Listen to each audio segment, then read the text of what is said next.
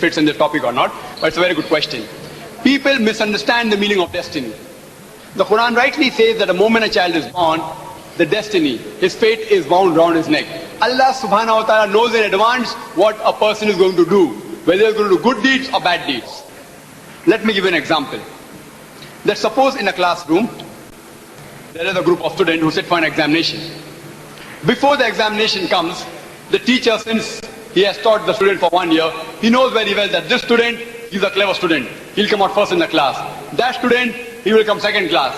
That student, the naughty student, he'll fail in the examination. Why? Because of experience. Now when the examination comes, this student actually comes out first. That student gets a second class. That student fails. Just because the teacher predicted in advance that the person is going to fail, can he blame that because the teacher predicted I have failed? No. The teacher had experience. Therefore the teacher could predict in advance whether the person is going to fail or not. Similarly, Allah subhanahu wa ta'ala has given a free will to every human being. But He has ilm ghaib. He has knowledge of the future. What's going to happen, what's not going to happen. He does not interfere in your free will. He gives you a free will. For example, if you come at a crossroad and there are 5 roads, road 1, 2, 3, 4, 5. Allah gives you the choice to choose whichever road you want.